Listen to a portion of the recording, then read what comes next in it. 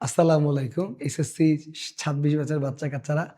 আশা করি তোমরা রেজাল্ট পেয়ে গেছো। অনেকের মন খুব ভালো, অনেকের মন একটু ভালো, অনেকের মন ভালো না। তো মন যেমনই হোক না কেন, পাশের বাসার আন্টি যাই বলুক না কেন, বাবা-মা, ভাই-বোন তোমাকে বুঝুক না বুঝুক, তুমি তোমার নিজের জীবনকে বুঝতে পারো বা না পারো, এই ভিডিওটা তোমার দেখা আবশ্যক। সো তুমি বা তোমার বন্ধু-বান্ধবী বা আপনাদের ছেলে-মেয়ে যারাই এসএসসি পরীক্ষা দিয়েছে, রেজাল্ট পেয়েছে তাদেরকে ভিডিওটা পৌঁছে দিবেন। ভিডিওটার নাম আমি দিয়েছি রেজাল্ট এনালাইসিস। কিন্তু ভিডিওটা আমি করছি রেজাল্ট হওয়ার আগে। কারণ আমি যা বলছি তা চিরন্তন সত্য। সো রেজাল্ট সম্পর্কে আমাদের একটু জানতে হবে। সেখানে ভেরি ইম্পোর্টেন্ট একটা কথা হচ্ছে আসলে আমরা ভালো রেজাল্ট বলতে কি বুঝি? আসলে কিন্তু বাবা ভালো এই শব্দটা একটু ডিফারেন্ট। যে ফেল করেছে ওর কাছে পাস করলে ভালো হতো। যে এ প্লাস পায়নি ওর কাছে এ প্লাস পেলে ভালো হতো। যে এ প্লাস পেয়েছে ওর কাছে গোল্ডেন পেলে ভালো হতো। যে গোল্ডেন পেয়েছে তার কাছে 90 প্লাস পেলে ভালো হতো। যে 90 প্লাস পেয়েছে তার কাছে অমুক কলেজে পড়লে ভালো হতো। যে অমুক কলেজে চান্স পেয়েছে তার কাছে অমুক কলেজে সবার থেকে ভালো করলে ভালো হতো। যে অমুক কলেজে সবার মধ্যে ভালো করেছে তার কাছে সারা বাংলাদেশে সবার মধ্যে ভালো করলে ভালো হতো। সো ভালোর কোনো শেষ নাই। সো আমি তোমাদের রাতুল ভাইয়া আরএ ফিজিক্স থেকে ভালো রেজাল্টের একটা ডেফিনিশন দিয়েছি। ডেফিনিশনটা নিজের জীবনের সাথে মিলিয়ে নিবা, কোথাও ঠকবা না, দ্যাটস মাই গ্যারান্টি। যে রেজাল্টের জন্য অ্যাডমিশন টেস্টে তুমি অন্য কারো থেকে সামান্য কম বা পিছিয়ে থাকবে না, সেটাই ভালো রেজাল্ট। অর্থাৎ অ্যাডমিশন টেস্টে রেজাল্টের যতটুকুটা মার্ক ক্যারি করে, তুমি যদি অ্যাডমিশন টেস্টে প্রত্যেকের সমান মার্ক নিয়ে পরীক্ষার হলে বসতে পারো, তার মানে তোমার রেজাল্ট ভালো। এর থেকে ভালো কোনো কথা পৃথিবীতে ছিল না, থাকবেও না। কথা কি ক্লিয়ার? এখন এই অ্যাডমিশন টেস্টে পিছিয়ে থাকাটাকে আমরা বাংলাদেশের ম্যাক্সিমাম স্টুডেন্টের প্রেক্ষাপটে ৩ টা ভাগে ভাগ করতে পারি। কোন, কোন ৩ টা প্রেক্ষাপট? একটু ভালো করে খেয়াল করো।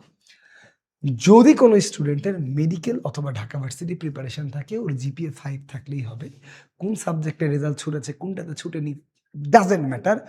4 সাবজেক্ট সহ জিপিএ 5 আসলে কোনো মার্ক কাটা যাবে না। কিন্তু যদি জিপিএ 5 থেকে একটু কম থাকে, ধরো 4.94, তাহলে যে 0.06 ছুটলো এটাকে 15 দিয়ে গুণ হবে। 15 দিয়ে গুণ হলে ওর 1 মার্কের মধ্যে একটু কাটা চলে যাবে। এটা আবার মেডিকেল পরীক্ষায় একটা ইফেক্ট ফেলে। সো জিপিএ 5 থাকলে মেডিকেল বা ঢাকা ভার্সিটি প্রিপারেশন নিতে কোনোই সমস্যা নাই।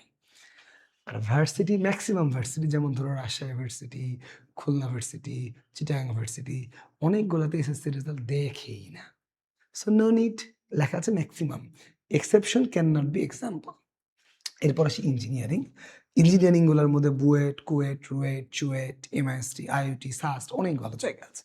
তো এর মধ্যে যদি আমি ম্যাক্সিমাম টাইমে বুয়েটের রেজাল্টের কথা বলি, বুয়েট এসএসসির জিপিএ মাঝে মধ্যে দেখতে চায়, ম্যাক্সিমাম ক্ষেত্রে দেখতেই চায় না। আর এইচএসসিতেও যখন দেখে তারা ম্যাক্সিমাম ক্ষেত্রে পিসিএম এর মার্ক দেখে। সো ইম্পর্টেন্ট হচ্ছে তোমার এসএসসি পরীক্ষার ফিজিক্স, কেমিস্ট্রি, ম্যাথে প্লাস আছে কিনা। That's important. হায়ার ম্যাথে কিন্তু লিখিনি। তুমি জানো কিনা জানি না বাবা, তোমার যদি এসএসসিতে হায়ার ম্যাথ না থাকে, তুমি এইচএসসিতে হায়ার ম্যাথ নিয়েও কিন্তু ভালো করলে বুয়েট পরীক্ষা দেওয়ার এলিজিবিলিটি অর্জন করতে পারো। সুতরাং এখানকার হায়ার ম্যাথের মার্ক ডাজন্ট ম্যাটার।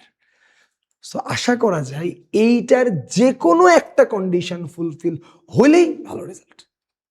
এখন যদি কোনো কন্ডিশনই ফুলফিল না হয়, অর্থাৎ দেখো ভার্সিটি কিন্তু অলওয়েজ ফুলফিল হবে, কিন্তু না তুমি ভার্সিটিতে পড়লে ঢাবিতেই পড়বা, নাহলে পড়বা না, তাইলে তোমার আমার সাথে কথা বলতে হবে পার্সোনালি। যারা আমার স্টুডেন্ট তারা তো পাবাই, বাকিরা কীভাবে পাবা জানি না। যারা আমার স্টুডেন্ট আমার সাথে কথা বলবা, I will help you to guide, no tension, every problem has a solution. আর অ্যাডমিশন এবং এইচএসসি রিলেটেড যাবতীয় সলিউশনের জন্য আমি আছি, ফর পিওর সলিউশন। ভালো থাকো সবাই।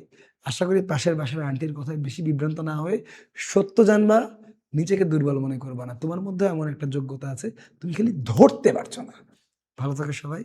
আসসালামু আলাইকুম।